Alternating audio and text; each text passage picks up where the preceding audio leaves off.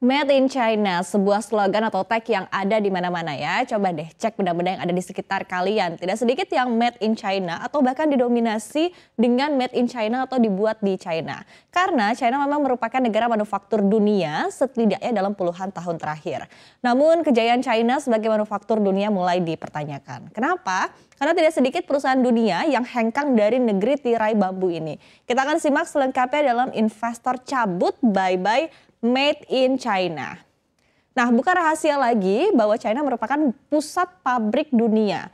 Namun kini keberlangsungannya tengah menjadi pertanyaan ya. Kita lihat dalam beberapa tahun terakhir banyak investor yang mulai minggat dan memindahkan produksi bisnis mereka ke negara-negara lainnya. Nah, sebelum kita lihat apa sih alasannya, kita lihat terlebih dahulu beberapa contoh perusahaan yang mulai ancang-ancang cabut dari China. Yang pertama kita lihat di sini ada Apple. Ya, meskipun kalau misalnya pakai Apple tuh suka ada ya rasa-rasa proud pakai barang asal barat, barang asal Amerika Serikat. Namun bukan rahasia lagi kalau ternyata pabrikan Apple itu utamanya ada di China dan juga Taiwan. Seperti Foxconn yang merupakan manufaktur utama dari Apple. Namun perlahan rupanya perusahaan pembuat iPhone ini telah mengalihkan rantai pasokannya ke luar China. Di mana akhir-akhir ini Apple mencoba mendiversifikasikan produksi iPhone-nya seperti ke India dan bahkan tengah menjajaki India ini untuk manufaktur iPad. Dan bahkan Foxconn sendiri juga mulai membidik negara-negara lain seperti China, selain China seperti Amerika Serikat, Vietnam, India dan juga Meksiko. Kemudian kita lihat yang kedua ada TSMC, yaitu adalah perusahaan pembuat chip terbesar di dunia. Di mana dari 18 pabrik yang dimiliki oleh perusahaan ini, 2 berlokasi di China. Memang kalau misalnya mau fair begitu ya, tidak ada indikasi dari TSMC ini meninggalkan China sepenuhnya. Tapi perusahaan ini tampaknya lebih tertarik untuk mengembangkan usaha di tempat lain, seperti Taiwan dan juga Amerika Serikat.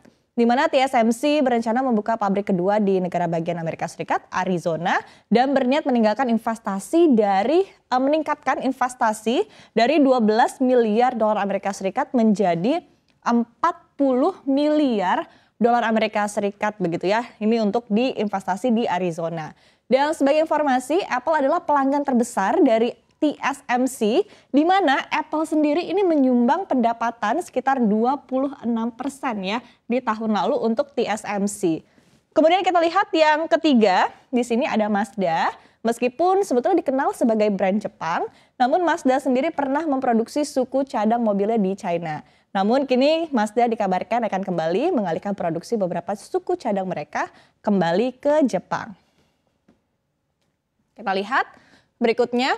Apa sih alasan dibalik beralihnya para investor dari negara pabrik dunia ini? Nah, yang pertama, ini tentu ya sudah sangat jelas begitu, tensi perang dagang dan juga geopolitik dalam beberapa tahun terakhir. Seperti saling serang, kemudian juga trade dispute antara China dan juga Amerika Serikat. Mulai dari penerapan tarif, sanksi dan juga trade barriers ataupun juga pembatasan begitu ya, perdagangan yang mengganggu supply chain dan juga meningkatkan ongkos produksi. Selain itu, ada juga perubahan kebijakan yang ada di China, ini juga turut menjadi fokus bagi para investor. Seperti kemarin ketika pemerintah China menerapkan kebijakan Zero COVID-19 yang akhirnya berdampak besar kepada supply chain dunia dan juga keberlangsungan bisnis di China. Kemudian tidak hanya itu, ada juga isu-isu lain yang kerap menjadi concern seperti kemarin ramai di Amerika Serikat ya, tudingan terkait dengan keamanan hak intelektual. Kemudian juga ada permasalahan lain seperti ongkos produksi yang mulai meningkat seiring dengan perekonomian China yang terus tumbuh dan melesat yang akhirnya membuat standar hidup masyarakat China mulai naik termasuk upah para buruh.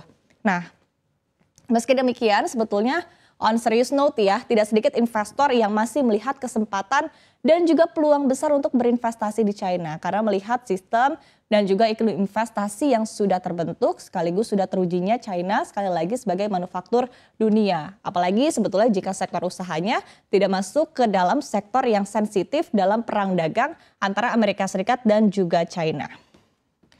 Next kita lihat begitu ya, berbicara terkait dengan perang dagang. Baru-baru ini perang dagang antara Amerika Serikat dan China kembali lagi masuk ke babak baru. Di mana yang terbaru, pemerintah China akan membatasi ekspor bahan logam pembuatan chip yaitu gallium germanium, dan kebijakan ini berlaku mulai 1 Agustus 2023 untuk 2 logam bahan dari pembuatan semikonduktor begitu ya, gallium dan juga germanium.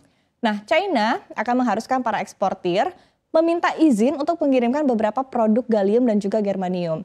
Ini merupakan balasan atas sikap Amerika Serikat dan juga Belanda yang mencoba menghantam produksi chip China dengan melakukan pembatasan ekspor peralatan pembuatan chip.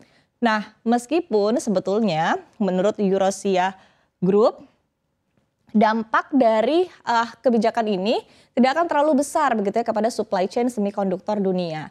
Namun hal ini mengindikasikan perang dagang antara Amerika Serikat dan China masih belum akan berakhir dan bahkan semakin terarah kepada sektor teknologi dan juga chip. Padahal sebelumnya tensi perang dagang antara kedua negara ini sudah sempat sedikit mereda ketika pandemi COVID-19 melanda. Nah, sebetulnya menjadi pertanyaan ya saat ini ya, kira-kira seberapa besar ketegangan antara kedua negara ini akan berpengaruh kepada keputusan berinvestasi perusahaan-perusahaan kelas kakap dunia lainnya. Tentu kita akan terus pantau perkembangan ke depannya.